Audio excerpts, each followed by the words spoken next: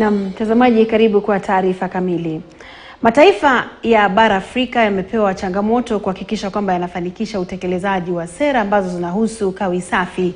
Wakati huo imebainika kwamba mataifa ya Afrika yatazidi kudhulumiwa haki ya mabadiliko ya hali ya anga iwapo mataifa yaliyostawi yataendelea kunyima Afrika uwezo wa kifedha wa kutekeleza sera zinazojadiliwa kusaidia kukabiliana na athari za mabadiliko ya tabia nchi.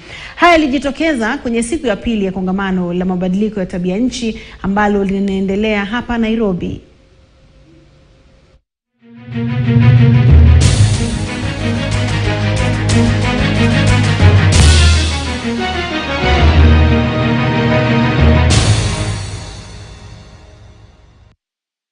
Reaching these targets requires climate justice.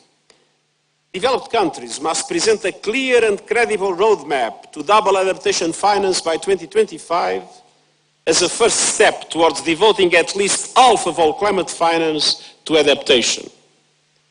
And they must also keep their promise to provide $100 billion a year to developing countries for climate support and fully replenish the Green Climate Fund. And all countries must also operationalize the Loss and Damage Fund proposed at COP28 this year. We have been profiled negatively. The continent of disease, war, poverty.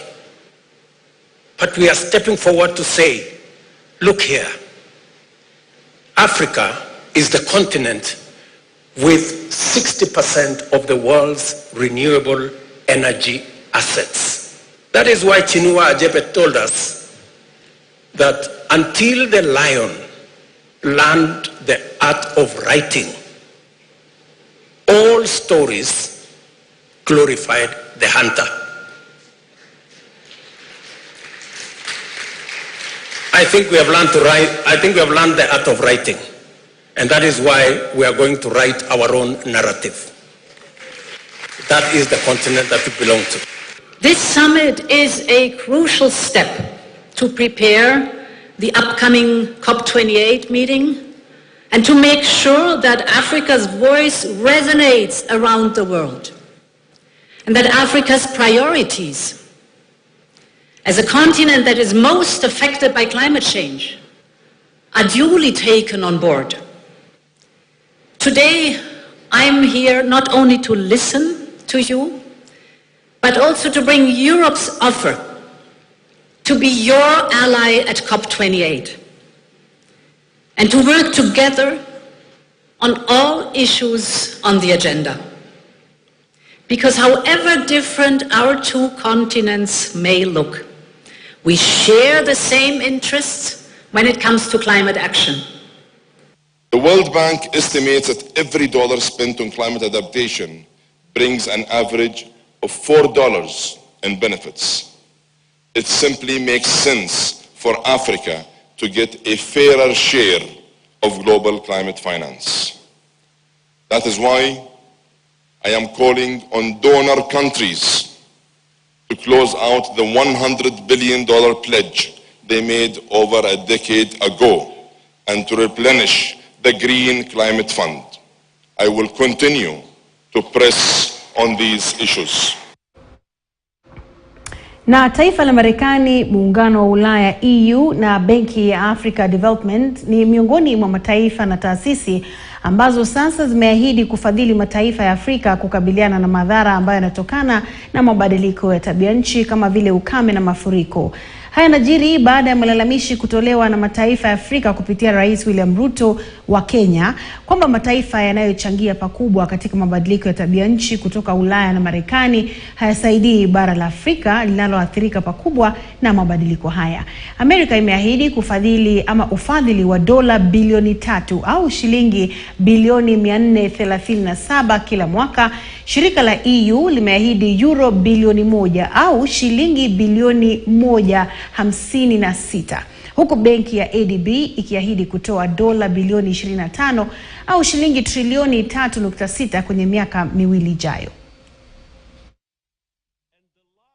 Emitters must lead the charge in line with my Climate Solidarity Pact and acceleration agenda. And here, from a low-emitting continent, Africa, I make a very strong appeal to the large emitters, the G20 countries responsible for 80% of the emissions that will be meeting this week in Delhi. Assume your responsibilities. Mine is one of them. 20 countries.